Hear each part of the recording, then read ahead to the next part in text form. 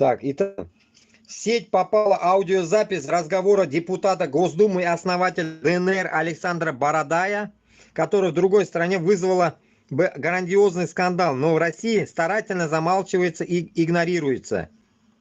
В ней Бородай в предельно откровенных и циничных выражениях отзывается об участниках СВО, как о лишних людях и социальном балласте. Это касается башкортлар, татарларга. Вы баллас, оказывается, нахуй, социальный. Кутакка терять метрогон халак, блядь. Так, на нашем языке.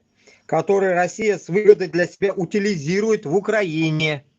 Ну да, утилизировать надо. Да хуя что-то понародились, блядь, башкортлар, татарлар, а? По его словам, российские контрактники, которые идут воевать ради солидных выплат, это